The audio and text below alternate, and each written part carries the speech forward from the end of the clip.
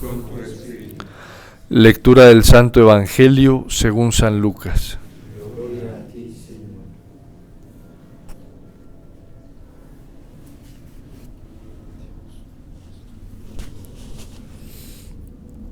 En aquel tiempo, como algunos hablaban del templo, de lo bellamente adornado que estaba con piedra de calidad y exvotos, Jesús les dijo: Esto que contemplan, llegarán días en que no quedará piedra sobre piedra que no sea destruida. Ellos le preguntaron: Maestro, ¿cuándo va a ser esto? ¿Y cuál será la señal de que todo esto está para suceder? Él dijo: Miren, que nadie los engañe, porque muchos vendrán en mi nombre diciendo: Yo soy, o bien, está llegando el tiempo. No vayan tras ellos. Cuando oigan noticias de guerras y de revoluciones, no tengan pánico, porque es necesario que eso ocurra primero, pero el fin no será enseguida. Entonces les decía: se alzará pueblo contra pueblo y reino contra reino. Habrá grandes terremotos y en diversos países hambres y pestes. Habrá también fenómenos espantosos y grandes signos en el cielo. Palabra del Señor. Gloria a ti, Señor Jesús.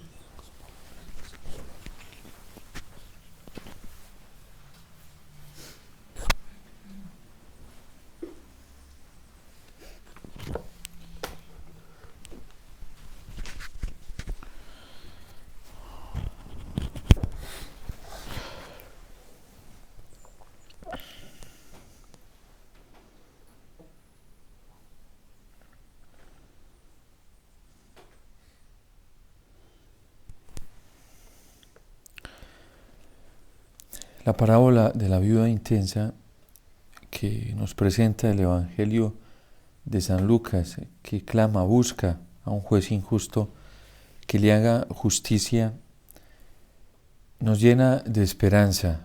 Si nosotros vivimos en esa tónica de estar clamando, suplicando al Señor, y que nos enseña la misma liturgia cuando pedimos la venida del Señor en el momento después de la consagración.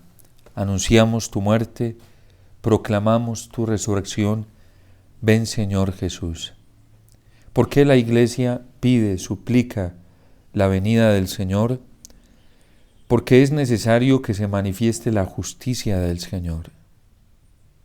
Si esta viuda alcanza la atención de este juez inicuo, que se siente cansado, desgastado por la intensidad de esta mujer, ¿cuánto más Dios no obrará cuando sus elegidos claman a Él día y noche para que les haga justicia? Dice el Señor: les aseguro que se la hará más pronto de lo que puedan esperarlo. ¿Cuánto más no deseará el Señor hacer justicia hoy en el mundo, y ante la súplica constante que la Iglesia fiel le hace al Señor, deseando que Él sea verdaderamente el juez que rija a las naciones con justicia, a los pueblos con gratitud y con generosidad, como nos lo anuncia hoy el Salmo? Es la gran promesa para toda la Iglesia, y sobre todo para aquellos dentro de la Iglesia que quieren permanecer fieles al Señor, que quieren esperarlo todo del Señor, que quieren y están buscando la manifestación de la verdad misma de Dios, de la justicia de Dios, y no la verdad de los hombres y la justicia de los hombres, que es tirana, que es mentirosa, que engaña. De hecho, el libro del Apocalipsis también nos llena de una profunda esperanza y de una gran confianza hoy, porque dice que aquel que estaba sentado en el trono, en la nube, con una hoz en la mano, escucha la súplica de uno de los ángeles que le dice: mete la hoz, que ya es hora de la siega. Y de hecho, en el libro del Apocalipsis vemos a nuestro Señor metiendo la hoz en la mies, porque la mies ya está seca, ya es hora de segar.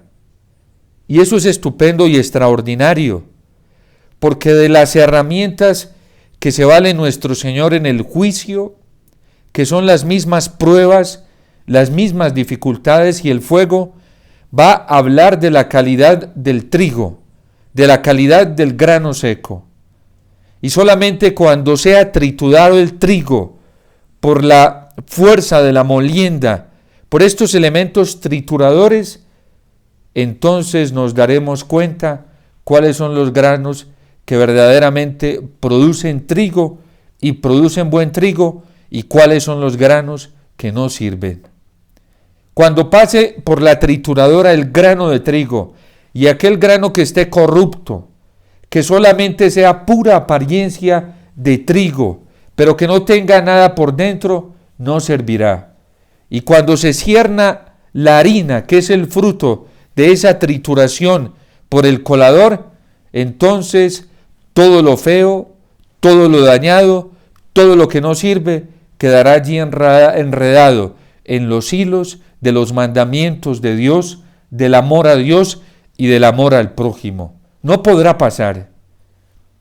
Y ese será el proceso del juicio. Por eso dice el Señor hoy en el Evangelio que cuando oigamos rumores de guerras, de catástrofes, no nos asustemos porque apenas es el inicio.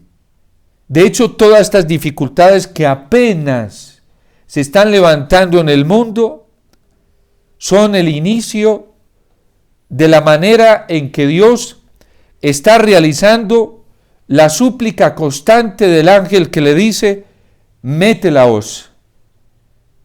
Y es aquí en esta trituración de las catástrofes, de la guerra, de las pruebas, de los sufrimientos, en donde se va viendo la calidad de cada grano, en donde se va viendo la calidad del trigo, en donde se va viendo la calidad de la mies. Luego se tiene otra visión, nos la presenta el libro del Apocalipsis, otro ángel que tiene una hoz en la mano, y aparece otro ángel que le dice: mete la hoz, que la vid ya está lista, ya es hora de cortar los racimos. Y cortan los racimos, y esas uvas van a ser trituradas, van a ser llevadas al lagar y van a ser pisadas. Y seguro que cuando sean pisadas todas las uvas, no todas producirán el zumo para el vino, porque a lo mejor no todas tienen la misma calidad y todas no han bebido de la vid, todas no han bebido del tronco y todas no se han alimentado del tronco que es Cristo. Y entonces allí se sabrá, cuando se pase por el proceso de purificación, cuando se pase por el proceso de seleccionar el vino, el zumo para el vino, qué fue lo que sirvió y qué no fue lo que sirvió. Deberíamos preguntarnos en estos momentos qué clase de grano somos nosotros, porque la hoz va a pasar. ¿Qué clase de uva somos nosotros? Porque la hoz va a pasar y nos van a triturar. Eso está decretado, eso está anunciado, y el juicio se va a realizar. De hecho, el Papa Benedicto XVI nos ayuda muchísimo a comprender esto, cómo se manifiesta el juicio de la ira de Dios en el Via Crucis que compuso en el 2005, y nos advierte el Papa recogiendo toda la tradición del magisterio de la Iglesia y de la Iglesia misma, que el juicio es la cruz.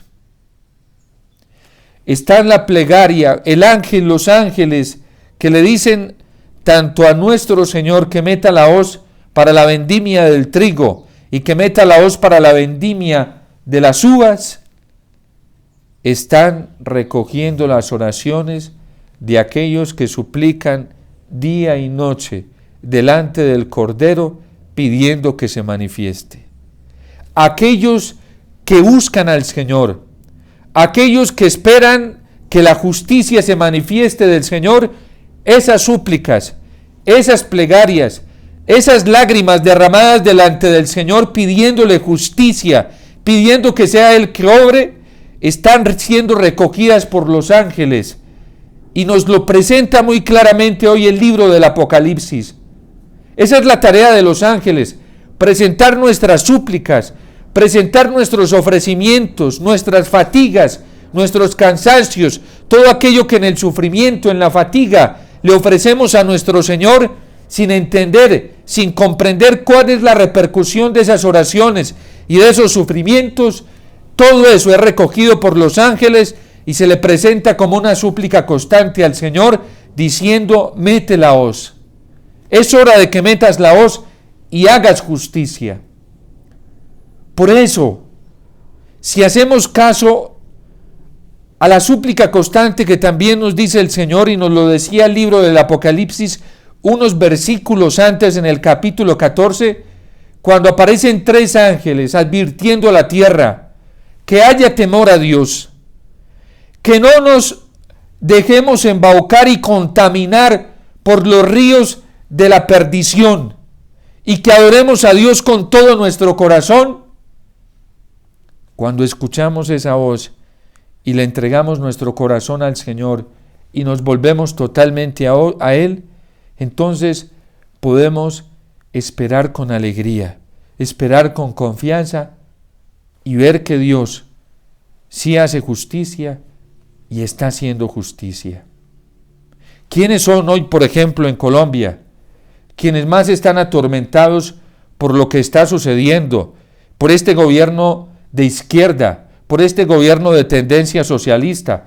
Aquellos idólatras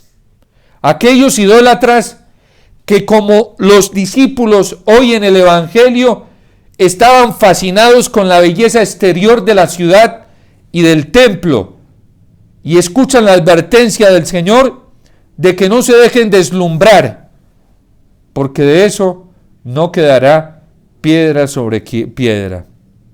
¿Saben qué va a quedar de este sistema económico que tanto están cuidando algunos? No quedará piedra sobre piedra. Todo quedará derruido. Hay unos idólatras hoy dentro de la iglesia que dicen: Padre, este aumento del dólar va a oprimir al pobre. Aquel pobre que es verdadero pobre y que pone su confianza en el Señor y que tiene su corazón en el Señor, no teme a nada de esto. No teme, porque sabe que tiene un Dios que le protege, un Dios que le acompaña, un Dios que le provee de todo. Pero aquellos que son idólatras, que no adoran a Dios, que no le temen al Señor, aquellos que se han dejado contagiar por esta competencia desgastante de buscar la solución económica y temporal con sus propias fuerzas, ellos van a terminar muy mal. Por eso no caigamos en lo mismo. Y es una tentación constante que nos solicita a nosotros los cristianos, de creer que la transformación de este mundo depende de nosotros, de creer que la transformación de este mundo, la transformación de las sociedades, de los países, depende de nosotros. Dice San Ignacio de Loyola que debemos hacer las cosas como si dependieran de nosotros, pero tenemos que esperar el resultado de Dios. Y el problema de muchos hoy dentro de la iglesia es que hacen o hacemos las cosas dependiendo de nosotros y esperando los resultados de nosotros mismos. Y eso es lo más fatal. Eso es lo más catastrófico que puede suceder. Por eso el salmista hoy se alegra y llama a la alegría. Alégrese el cielo y goce la tierra. Retumbe el mar y cuanto lo llena. Victoreen los campos y cuanto hay en ellos. Aclamen los árboles del bosque delante del Señor que ya llega, porque regirá con justicia y a los pueblos con fidelidad. Por eso no nos cansemos de orar. No nos cansemos de suplicar al Señor. No nos cansemos de esperar la manifestación de la justicia divina y de pedirle que la manifieste Él. Y no caigamos en la tentación de confiar en los hombres, de confiar en las fuerzas humanas, de entregarle nuestro corazón y nuestra vida, la dependencia de nuestro futuro a las promesas humanas. Es verdad que son laudables y son buenos los esfuerzos que se hacen para construir la paz, para que se manifieste la justicia, para que venga la igualdad y la caridad en el mundo, pero tenemos que ser conscientes que nada de ello depende de nosotros, ni la paz, ni la unidad, ni la fraternidad, ni la institución del amor en el mundo depende de nosotros, solamente depende de Cristo el Señor. No caigamos en esa tentativa en la que han caído muchísimos cristianos católicos hoy, que se regalaron, se vendieron, apostataron de la fe y están apostatando de las verdades de la moral por perseguir un puñado de seguridad, por creer que el futuro depende de ellos y no depende del Señor. En Colombia tristemente lo vimos durante las elecciones presidenciales, cómo católicos, sacerdotes, se vendieron, se regalaron y apostataron de la verdad moral de la Iglesia por obtener una seguridad política, por obtener una seguridad económica. Católicos vendidos, regalados y apóstatas, muchos de ellos que prefirieron el error, la mentira ante la verdad de Dios. Qué bueno que todas estas pruebas, que se manifiesta como una vendimia, vaya midiendo las intenciones que hay en los corazones y cuáles son las promesas de amor que externamente hacemos. A ver si esas promesas externas se parecen verdaderamente a las intenciones del corazón. Y las pruebas seguirán viniendo. Y se van a manifestar de la manera en que nosotros menos lo esperemos, porque así es Dios. Así le pasó a los mártires, así le pasó a los santos. ¿Y qué fue lo que les ayudó a detectar la verdad de Dios y dónde estaba Cristo para no dejarse engañar de aquellos que también les dijeron en su momento, vedlo aquí, vedlo allá? La verdad, porque Dios no miente.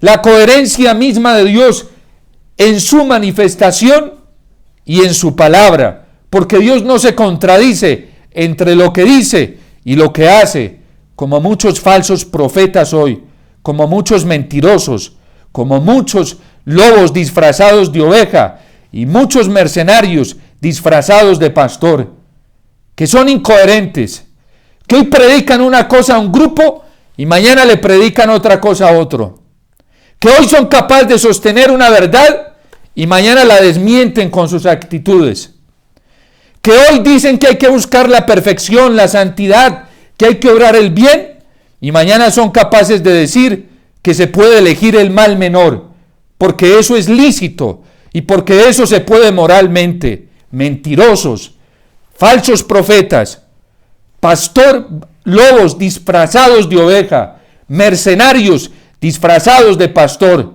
pero que ya no tienen el olor a Cristo, porque no se conducen, no se mueven según la verdad misma del Evangelio. De ellos tenemos que cuidarnos. Y es una advertencia que nos hace el Señor en el Evangelio. Es una advertencia que nos ha estado haciendo la palabra de Dios. Y ojalá aquellos que obran así lleguen a la conversión. Ojalá caigan de rodillas delante del Señor a suplicarle perdón. Porque qué daño le han hecho a nuestro país. Qué daño le hicieron a la democracia. Qué daño le están haciendo a la fe de muchas personas. Qué daño están haciendo tan terrible. Y por ello deberán responder delante del Señor. Siempre nos queda la puerta y los brazos abiertos de la misericordia del Señor para volver a Él pidiendo perdón. Es verdad que todos hemos fallado y que todos pecamos, pero no nos podemos dar el gusto de estar ahí campantes en la vida, siguiendo en las mismas conductas, en la misma indiferencia y en la misma insensibilidad. Hay de aquellos que engañan a los pobres. Hay de aquellos que se aprovechan de las mentes débiles. Hay de aquellos que se aprovechan utilizando el Evangelio, el nombre de la Virgen, el nombre de Cristo, el nombre de la Iglesia, para corromper a las almas más débiles. De ello tendrán que dar cuentas al Señor. Y por ello tendrán que responder delante del Señor. Y a lo mejor para sus propios beneficios personales o para beneficios institucionales de manera particular, pero no para el beneficio del corazón de Cristo y de las almas. No se diferencian en nada al marxismo, no se diferencian en nada al comunismo, que solo les interesan las cifras, les interesan las series, les interesan las masas, pero no les importan los individuos. A Cristo le importa cada persona. A Dios le interesa la situación de cada individuo, de manera personal, de manera individual. Con razón San Pablo llega a decir, me amó y se entregó hasta la muerte por mí.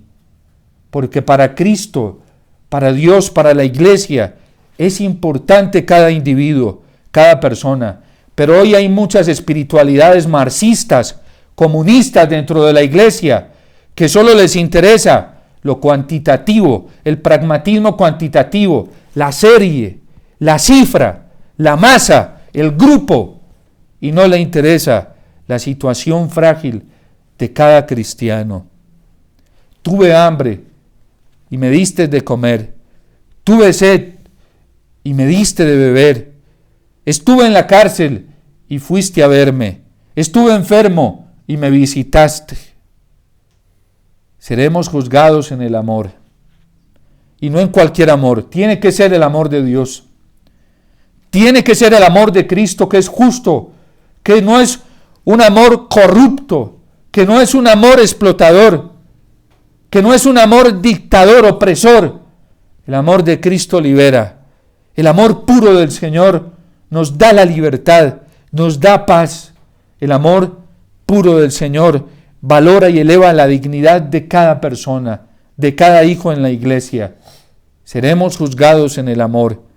Y por eso la espada ya se está metiendo, para ir cortando la mies, porque es tiempo de siega. Es tiempo de que llegue el corte, y las oraciones no solamente de algunos hoy en la iglesia que han permanecido fieles están siendo escuchadas por Dios, sino las oraciones de todos los santos y los mártires. Por eso dice que este ángel salió del altar. ¿Quiénes son los que verdaderamente creen que a través del altar de la Eucaristía podemos obtener la manifestación de la justicia divina? Muy pocos. Hoy hay algunos que se acercan al altar de la Eucaristía por ritualismo. Hoy hay algunos que se acercan a la Eucaristía por compromiso, por beneficio personal, y utilizan a Dios, y utilizan el altar, y utilizan el sacramento de la Eucaristía como un medio, no como un fin. Porque no venimos a adorar al Señor, porque no venimos a contemplarlo como Rey, porque no lo reconocemos como nuestra única necesidad, sino simplemente para cumplir un precepto, para cumplir un rito. Ritualistas, vacíos de amor, vacíos de vida, vacíos de espíritu. Eso está pasando en nuestras iglesias hoy, en nuestras celebraciones. Muchos católicos de dientes para afuera, de cuerpos presentes, pero de corazones lejanos, porque ya no adoramos al Señor, porque ya Cristo no es lo más importante para nosotros, porque ya Jesús en la Eucaristía no es el fin, sino solo un medio. A ver si me sostengo. Hay que adorar al Señor y hay que buscarlo por sí mismo, porque sin Él no podemos vivir, sin Él no nos podemos sostener. Es muy diferente venir a buscar al Señor en la Eucaristía, porque Él es el Señor, porque Él es mi Señor, porque Él es mi único amor, que cuando vengo a buscarlo como un botiquín, simplemente para obtener beneficios económicos, simplemente para tener resultados cuantitativos, y así hay muchos que lo buscan hoy, simplemente por cumplir ritos, normas, legales, preceptos, pero no porque se ame al Señor, porque es lo que es. Santa Teresita le decía mucho al Señor, te amo por ser quien eres. Es el Señor, es Dios, es el Rey, es el único justo. Cuidémonos de tantos embaucadores, de tantos mentirosos y de tantos diablos que están disfrazados de santidad, de virtud y de bondad, y pidámosle al Señor que quite esos ropajes, que meta la hoz. Ahorita hagámoslo con todo el corazón en la Eucaristía. Ven, Señor Jesús, Maranatá, manifiéstate, porque se lo advirtió Simeón a la Virgen. Este está puesto como signo de contradicción. Servirá para elevación de muchos y para caída de muchos. Ese es Cristo. Esa es su palabra. Fiémonos solamente del Señor, de su palabra. Él es coherente. El Señor es fiel, es providente, nos ama, nos escucha y nunca nos deja solos. Dios te salve María, llena eres de gracia, el Señor es contigo, bendita tú eres entre todas las mujeres, y bendito es el fruto de tu vientre, Jesús.